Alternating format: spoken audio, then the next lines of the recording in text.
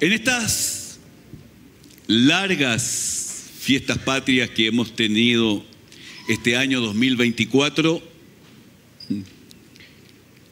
al ver en la televisión muchas gracias, al ver en la televisión tanta alegría, tanto jolgorio, cuecas, empanadas,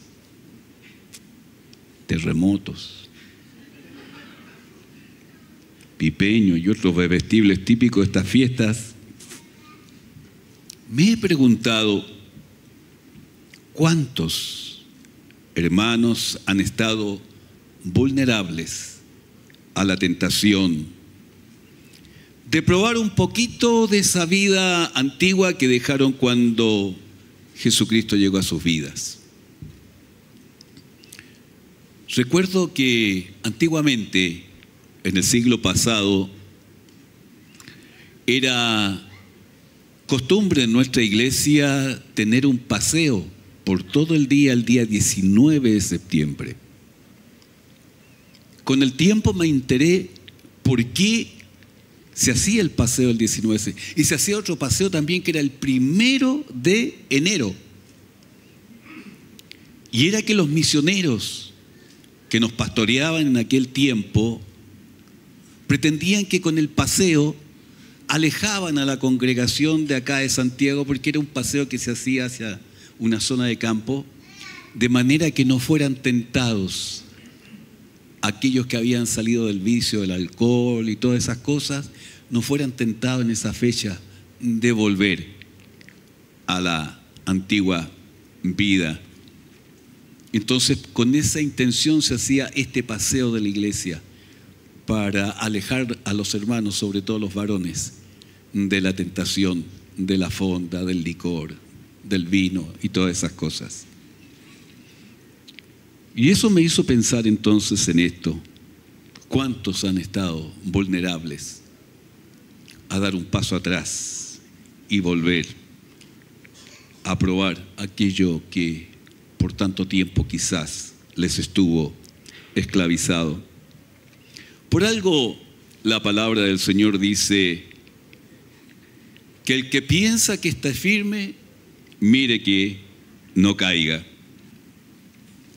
Así que quisiera unir este pensamiento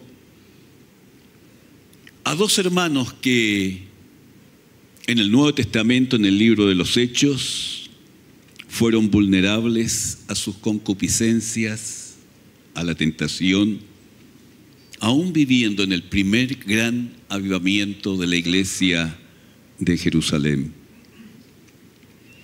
Y me refiero a Ananías y Zafira. Es por ello que les pido que me acompañen en la lectura de la palabra de Dios en Hechos capítulo 32. Hechos capítulo 32.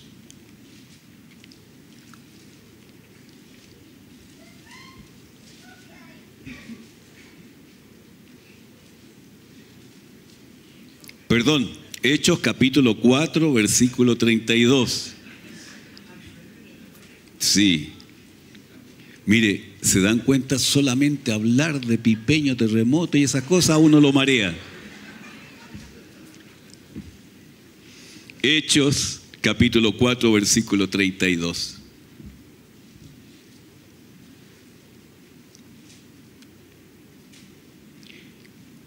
Dice así la bendita palabra de Dios: y la multitud de los que habían creído era de un corazón y un alma, y ninguno decía ser suyo propio nada de lo que poseía, sino que tenían todas las cosas en común. Y con gran poder los apóstolos daban testimonio de la resurrección del Señor Jesús, y abundante gracia era sobre todos ellos.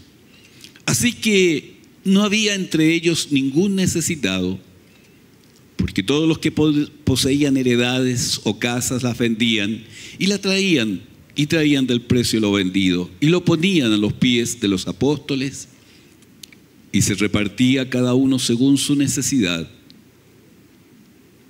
Entonces José, a quien los apóstoles pusieron por sobrenombre Bernabé, que traducido es hijo de consolación, levita, natural de Chipre, como tenía una heredad, la vendió y trajo el precio y lo puso a los pies de los apóstoles. Pero cierto hombre llamado Ananías, con Safira, su mujer, vendió una heredad y sustrajo del precio, sabiéndolo también su mujer. Y trayendo solo una parte, la puso a los pies de los apóstoles. Y dijo Pedro: Ananías, ¿por qué llenó Satanás tu corazón para que mintieses al Espíritu Santo y sustrajeses del precio de la heredad? Reteniéndola, ¿no se te quedaba a ti? ¿Y vendida, no estaba en tu poder? ¿Por qué pusiste esto en tu corazón? No has mentido a los hombres, sino a Dios. Al oír Ananías estas palabras, cayó y expiró, y vino un gran temor sobre todos los que le oyeron. Y levantándose los jóvenes, lo envolvieron y sacándolo, lo sepultaron. Pasado un lapso como de 3 horas, sucedió que entró su mujer, no sabiendo lo que había acontecido. Entonces Pedro le dijo: dime, ¿vendiste en tanto la heredad? Y ella dijo: sí, en tanto. Y Pedro le dijo: ¿por qué convinisteis en tentar al Espíritu del Señor? He aquí a la puerta los pies de los que han sepultado a tu marido, y te sacarán a ti. Al instante ella cayó a los pies de él y expiró. Y cuando entraron los jóvenes, la hallaron muerta, y la sacaron y la sepultaron junto a su marido. Y vino gran temor sobre toda la iglesia y sobre todos los que oyeron estas cosas. Y por la mano de los apóstoles se hacían muchas señales y prodigios en el pueblo, y estaban todos unánimes en el pórtico de Salomón. Oremos al Señor. Padre, una vez más, vamos ante tu santa presencia, Señor. Y te pedimos, Padre Celestial, que en esta mañana seas tú quien nos hable. Señor, solo tú tienes palabra de vida eterna. Y tú conoces, Señor, nuestras vidas. Y, Señor, anhelamos escuchar tu voz. Úsame, oh Dios, para comunicar a tu pueblo lo que tú quieres entregarles en esta mañana. Lo pido, Señor, por los méritos de Jesucristo, tu Hijo amado. Amén. Hacía poco tiempo que la iglesia de Jerusalén había nacido. Era una iglesia grande. La componían sobre más de 5.000 personas. En la congregación habían hermanos de todos los estratos sociales. Habían hermanos económicamente pudientes y otros no tan pudientes. Pero había un gran sentido de unidad, de generosidad, de manera que eran suplidas las necesidades de los más necesitados. Y también se manifestaba un gran poder del Espíritu Santo, donde continuamente se estaban produciendo milagros, sanidades, y gran cantidad de nuevos creyentes semana a semana se iban agregando a la iglesia. En otras palabras, la iglesia de Jerusalén estaba viviendo un periodo de un gran avivamiento de gran manifestación del poder del Espíritu Santo, y Dios estaba respaldando la predicación del Evangelio con señales, con prodigios, con milagros.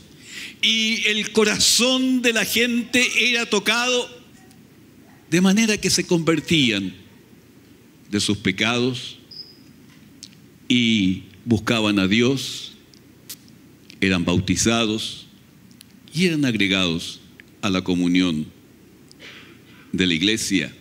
Y eso lo recalca el capítulo 4, cuando dice que y la multitud de los que habían creído eran de un corazón y un alma. Había una gran unidad en el cuerpo de Dios, en el cuerpo de los creyentes de Dios. Generosidad, preocupación por el necesitado.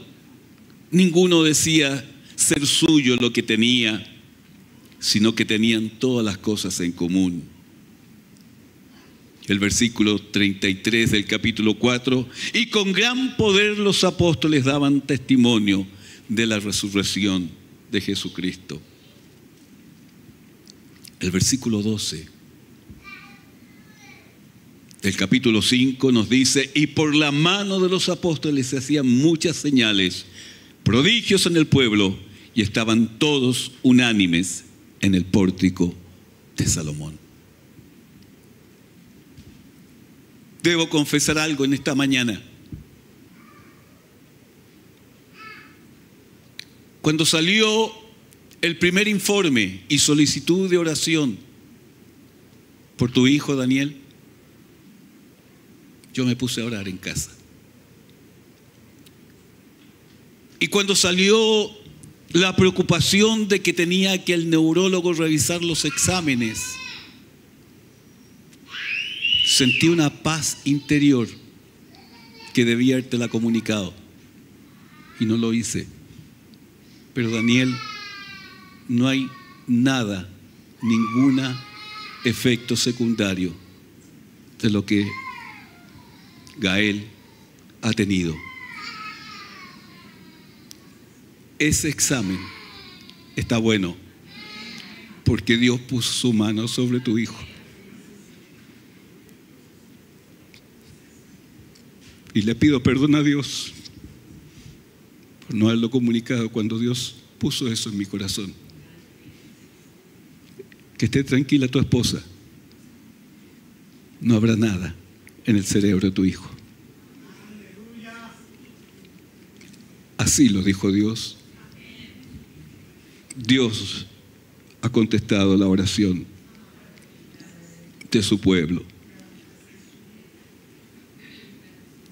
Gran multitud de gente creía, se convertían y se producían tantos milagros que en el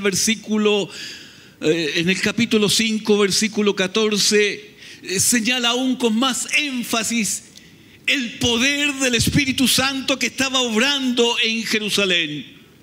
Y los que creían en el Señor aumentaban más y más, gran número así de hombres como de mujeres. Y los milagros, versículo 15, tanto que sacaban a los enfermos a las calles y los ponían en camas y lechos para que al pasar Pedro, a lo menos la sombra cayese sobre alguno de ellos. Y aún de las ciudades vecinas venían muchos a Jerusalén, trayendo enfermos, atormentados y espíritus inmundos. Y fíjese lo que dice la palabra del Señor. Y todos eran sanados. Eso es lo que estaba viviendo la naciente iglesia de Jesucristo en Jerusalén. Sí, la iglesia estaba viviendo un precioso periodo de avivamiento. Pero en medio de esa gloria que se manifestaba de parte de Dios, el diablo estaba siempre acechando la oportunidad para atacar. Tenía que detener este mover de Dios que estaba liberando a tanta gente de la condenación eterna. Sí, el diablo estaba acechando, buscando la oportunidad. Y tristemente la encuentra a través de dos hermanos. Un matrimonio, Ananías y Zafira. Estos dos hermanos, a pesar de estar viviendo y viendo lo que Dios estaba haciendo, no estaban invulnerables al ataque de Satanás. Y no fue a través de un gran y feo pecado que Dios atacó la iglesia a través de estos hermanos, sino, hablando humanamente, solo fue a través de un poco de apariencia e hipocresía. Solo un poco de apariencia, hipocresía. Vino ante el apóstol Pedro trayendo un dinero, como tantos otros hermanos lo habían hecho, que habían vendido posesiones y la habían traído, pero le habían sacado su restito. Pero vinieron aparentando que lo traían todo. Y sabe, juntos con los milagros, también estaban funcionando los dones espirituales. Y en Pedro funcionó el don de ciencia. Y Dios le reveló que Ananías venía con una mentira a presentarse delante de Dios.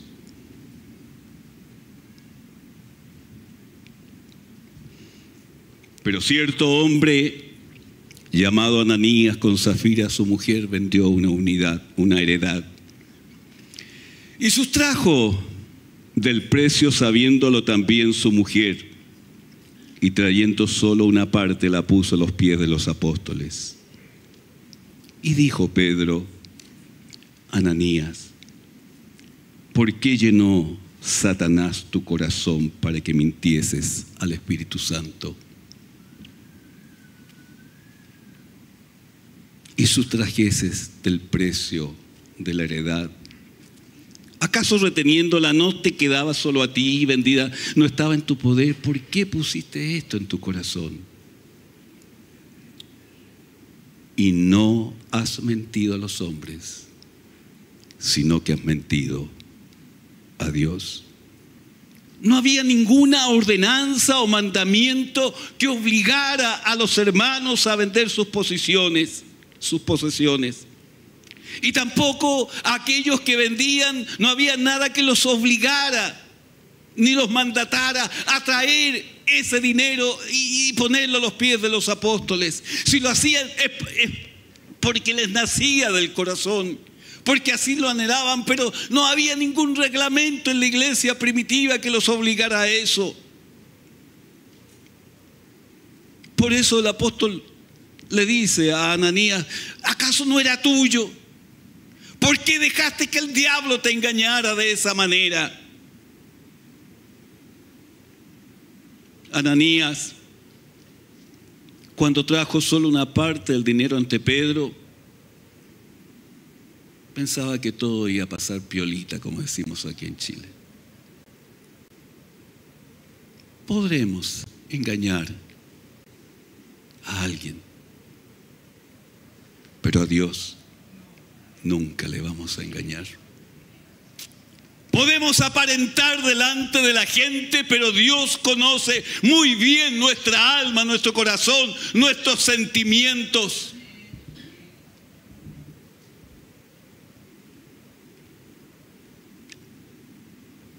¿Por qué pusiste esto en tu corazón?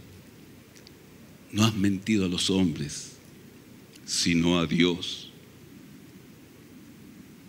Y cayó la sentencia, la disciplina de Dios. Y al oír Ananías estas palabras, cayó y expiró. Y tristemente 3 horas después, sin que su esposa lo supiera, también expiraba a los pies de Pedro al confirmar el engaño que su marido había pretendido realizar. ¿Por qué? ¿Por qué? ¿Por qué Dios fue tan drástico en la disciplina que aplicó sobre este matrimonio? La verdad de las cosas es que Ananías quiso aparentar lo que en realidad no había en su corazón, en sus sentimientos. Quisieron verse igual a los hermanos que habían puesto sus bienes al servicio del Señor. A la larga buscaron el reconocimiento de la iglesia y de los apóstoles a través de un engaño. Creyeron que engañaban al hombre, pero le estaban mintiendo a Dios. Nadie les obligaba a ofrendar el total del dinero que habían obtenido de la venta. ¿Por qué aparentar que lo estaban haciendo así? Su egolatría estaba buscando el reconocimiento humano.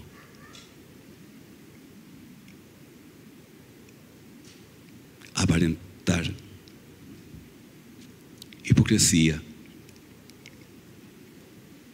Nos podemos preguntar por qué Dios fue tan drástico en la disciplina. Y permítanme recordar lo siguiente: la predicación del evangelio que estaba viviendo la iglesia en ese entonces era con poder, con gracia y con denuedo. Todos los días había conversión de nuevos creyentes. Toda Jerusalén estaba maravillada día a día con la palabra del Señor. Era confirmada con prodigios, milagros y sanidades. En otras palabras, la predicación del evangelio estaba derrotando las obras de las tinieblas en todos los frentes. ¿Permitiría Dios que el avivamiento que estaba viviendo su iglesia fuera derrotado a causa de la contaminación de la hipocresía, la apariencia, el pecado? ¿Permitiría Dios que se apagara ese avivamiento que estaba provocando sanidades, que estaba provocando salvación de almas? ¿Permitiría Dios que Satanás, a través de la hipocresía, pudiera inquistar en la iglesia el pecado que apagaría el avivamiento y el poder del Espíritu Santo? En el Antiguo Testamento encontramos la primera derrota que sufrió Israel en su conquista de la tierra prometida. Y esa derrota no fue causada por el poder militar de su enemigo, no fue causada por el poder militar de la débil y pequeña ciudad de Jai. La derrota ante Jai fue a causa del pecado que había en el campamento de Israel. Acán, uno de los combatientes en el ejército de Israel, había desobedecido en la batalla contra Jericó, y el producto de su desobediencia lo había escondido, enterrado bajo el suelo de su tienda.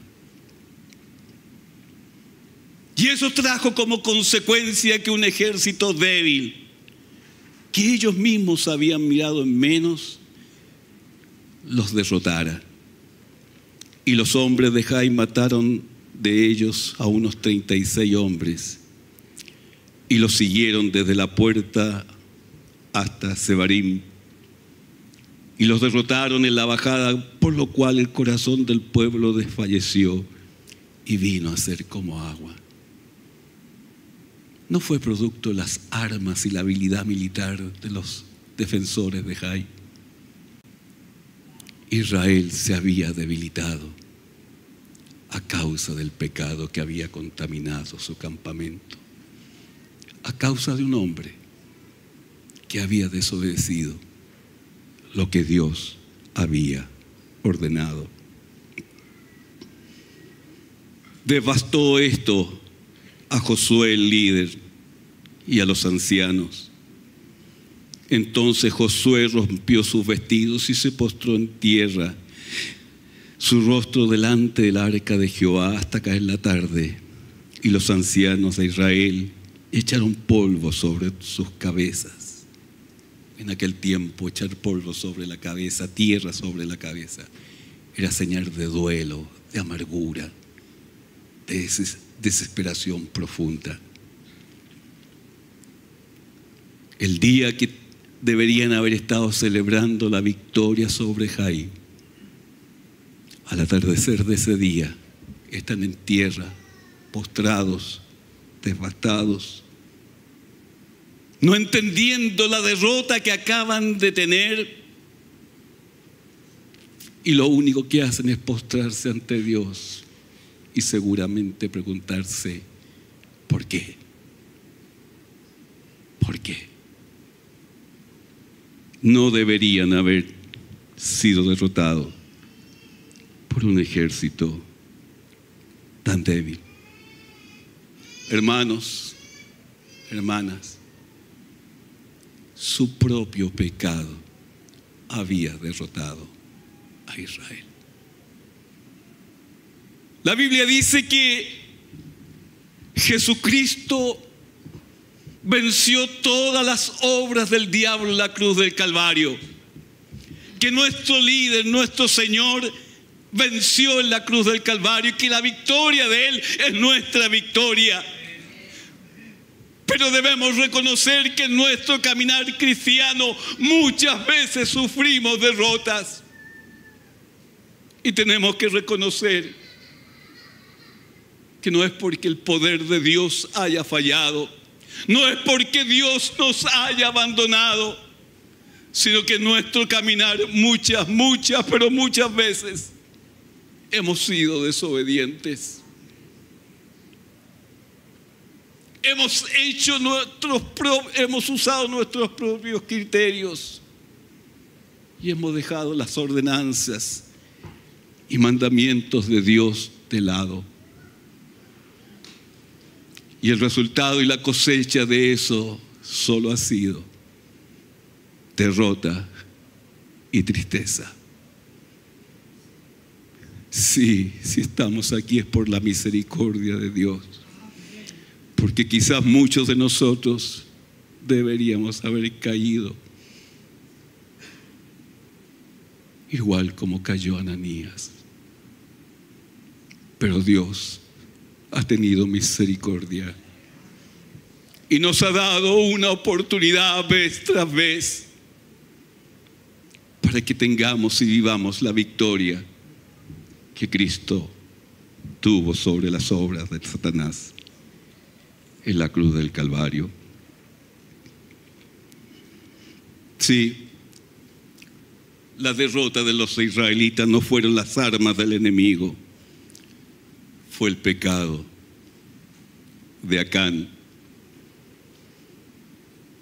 Y Dios le dio la solución. Levántate, Josué, ¿por qué te postras así sobre tu rostro? Israel ha pecado. Mira, el pecado de un hombre estaba afectando toda la nación. Israel ha pecado y aún han quebrantado mi pacto que yo les mandé. Han tomado del anatema, han tomado de aquel que es maldito de Dios. Y hasta han hurtado, han mentido y aún lo han guardado entre sus enseres.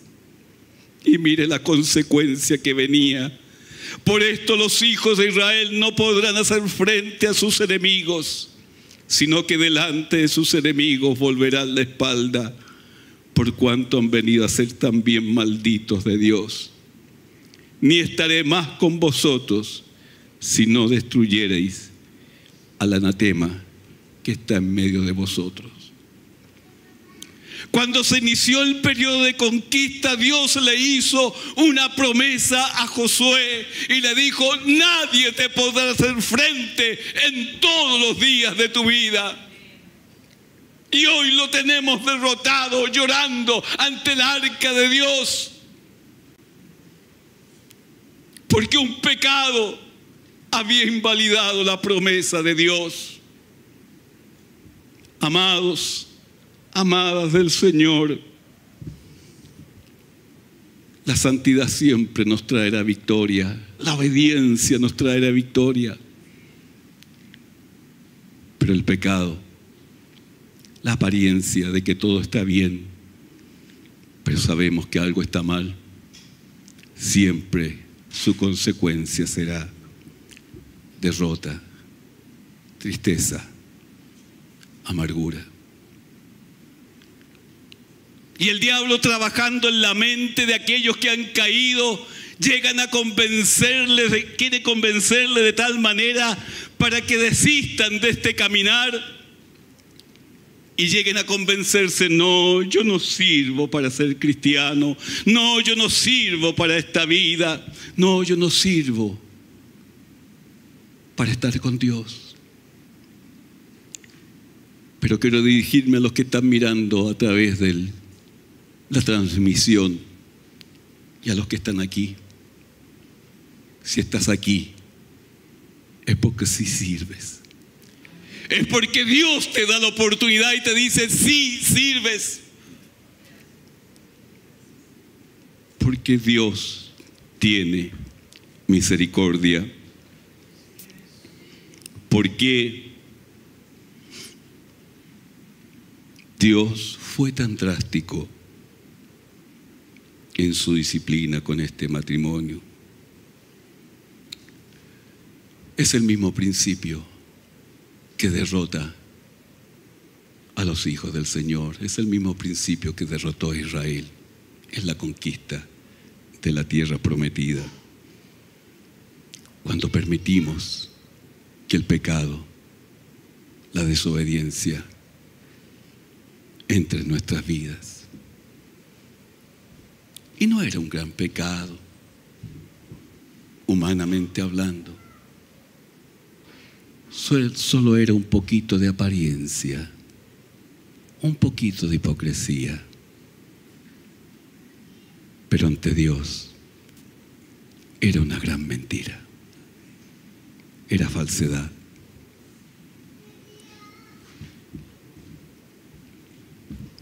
Dios no permitiría que el pecado se enquistara en su iglesia y provocara que se apagase el avivamiento que su iglesia naciente estaba viviendo. Dios no permitiría que su iglesia fuera derrotada. Ese día, cuando murió Ananías y murió Zafira, la disciplina del Señor permitió que su iglesia siguiera proclamando el Evangelio con poder y autoridad. Permitió que gente siguiera siendo salvada, rescatada de la condenación eterna. Permitió que las sanidades y los milagros siguieran sucediendo. Dios estaba guardando celosamente la santidad de su iglesia. Qué distinto hubiera sido si Ananías y Zafira hubieran venido ante la presencia de Dios, aún con manos vacías, pero con un corazón sincero, anhelando ser limpiado de aquellos rasgos carnales que aún habían en sus vidas. Anhelaban el reconocimiento humano, les gustaba la egolatría y quisieron recibir la de los apóstoles y de los hermanos de la iglesia, aparentando algo que no era una realidad.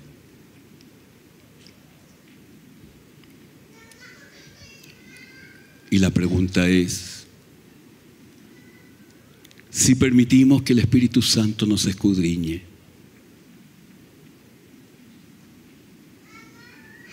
hay total sinceridad en nuestras vidas cuando nos presentamos ante Dios. Hay total sinceridad cuando nos presentamos ante nuestros hermanos. O tenemos una cara de día domingo y otra cara para la semana. Tenemos un comportamiento para los domingos y un comportamiento diferente para la semana. ¿Habrá algún rasgo de hipocresía en nuestra vida cristiana?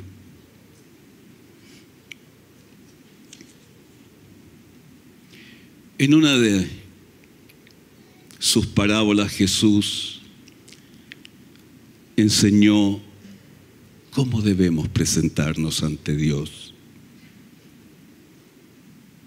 En la parábola donde hay un publicano y un fariseo que se presentan ante Dios para orar.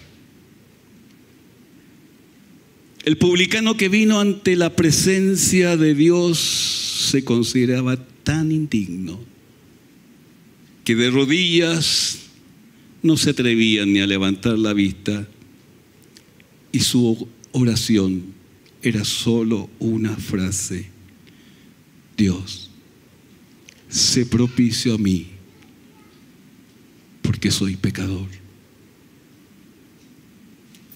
Dios, sé propicio a mí, porque soy pecador. En tanto, el fariseo, dice la palabra, que oraba consigo mismo: te doy gracias porque no soy como los demás. Te doy gracias porque ayuno 2 veces por semana, porque no soy ladrón, porque no soy injusto. Y se alababa. Y la sentencia que Jesucristo da en respuesta a estos 2 hombres que oraban ante la presencia del Señor, Jesús les dijo: os digo que éste descendió justificado, hablando del publicano, descendió a su casa justificado antes que el otro, porque cualquiera que se enaltece será humillado, y el que se humilla será enaltecido.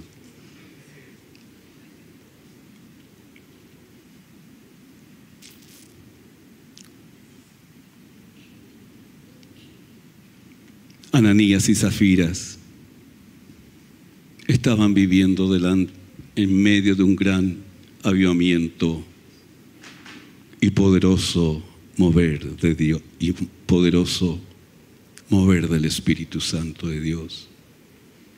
Pero eso no los hizo invulnerables al ataque del diablo, aprovechando sus propias concupiscencias para llevarlos al pecado. Se presentaron ante Pedro y la iglesia aparentando traer una ofrenda completa. Pero todo era una mentira. Todo era apariencia. Era mentira ante Pedro, ante la iglesia. Y lo más trágico e importante, que también era una mentira ante Dios. Sí, recibieron una dura disciplina, pero es casi seguro que tuvieron la oportunidad de corregir y no lo hicieron. Dios cuidó la santidad de su iglesia porque necesitaba una iglesia santa para llevar su obra adelante. La apariencia, la hipocresía siempre será una mentira ante Dios. Y nunca le permitirá a un cristiano vivir la vida victoriosa que Cristo prometió a sus hijos. Tristemente, a veces nuestro orgullo personal no nos hace reconocer, no nos permite reconocer nuestras faltas, nuestras desobediencias y aún nuestros pecados ante Dios, cuando Él nos da la oportunidad de presentarnos ante Él.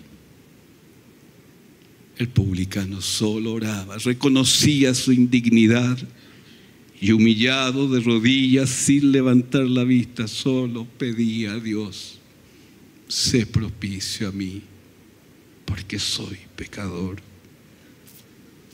Y Dios respondió, fue propicio con él y volvió a su casa justificado.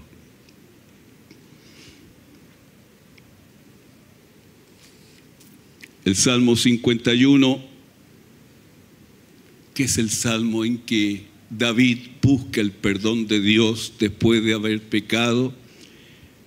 En ese salmo, David se presenta ante Dios de esta manera: ten piedad de mí, oh Dios, conforme a tu misericordia, conforme a la multitud de tus piedades, borra mis rebeliones. Lávame más y más de mi maldad y límpiame de mi pecado, porque yo reconozco mis rebeliones y mi pecado está siempre delante de mí. Contra ti solo he pecado y he hecho lo malo delante de tus ojos. Purifícame con hisopo y seré limpio. Lávame y seré más blanco que la nieve. Clama buscando que Dios lo cambie. Y en el versículo 10 dice: crea en mí, oh Dios, un corazón limpio y renueva un espíritu recto dentro de mí. Y en el versículo 17 dice: los sacrificios de Dios son el espíritu quebrantado. Ahí está la clave de la victoria. Cuando el Espíritu Santo nos muestra que no estamos bien ante Dios, es venir ante Dios con un espíritu quebrantado y poder decirle al Señor: crea en mí, oh Dios, un corazón limpio y renueva un espíritu recto dentro de mí. Porque al corazón contrito y humillado no despreciarás tú, oh Dios. Dios siempre está con los brazos abiertos. Aquel que viene en humildad, reconociendo sus flaquezas, reconociendo sus desobediencias, reconociendo abiertamente que le ha pecado. Y cuando el hombre o la mujer se presenta así ante Dios, se levanta de sus rodillas en victoria, porque Dios hace efectivo lo que Cristo hizo por ti y por mí en la cruz del Calvario. Y Él nos perdona y nos limpia, nos hace nueva criatura. Y si hemos fallado, dice Dios, empezamos de nuevo y vamos en victoria, porque ahora con tu humildad eres merecedor de la victoria que Cristo tuvo en la cruz del Calvario. Al corazón contrito y humillado no despreciarás tú, oh Dios. Dios está aquí. Presentémonos ante Él con humildad, sinceridad, reconociendo nuestras faltas y aún si hemos pecado, reconociendo nuestros pecados. Y si así lo hacemos, tú y yo tendremos victoria en Dios. Y su iglesia continuará proclamando el Evangelio con poder y en victoria. Que el Señor nos ayude a no aparentar nada delante de Él, a dejar de lado toda hipocresía y venir ante Él tal como somos. Así como lo dice un antiguo himno: tal como soy, sin más decir que a otro yo no puedo ir. Si tienes que pedir perdón, esta es tu mañana o tu tarde ya para pedir perdón, para empezar de nuevo, para tener la victoria que Ananías y Zafira no pudieron tener. Padre, te doy gracias, oh Dios, por tu palabra. Gracias, Señor, porque tú eres lleno de misericordia, oh Dios. Y esa misma misericordia que obró, Señor, en David, cuando falló, cuando cayó en pecado, esa misma misericordia, Señor, que le levantó después de estar postrado, Señor, ante ti, buscando el perdón y la restauración. Señor, haz la realidad en esta mañana, en cada uno de los que en esta hora ante ti se presentan, Señor, buscando tu perdón, buscando tu restauración. Señor, que en esta mañana tu iglesia pueda seguir adelante en victoria, proclamando con poder este evangelio de vida eterna. Lo pedimos, oh Dios, en el nombre de Jesucristo nuestro Salvador. Amén y amén. Que el Señor les bendiga, queridos hermanos, hermana Col.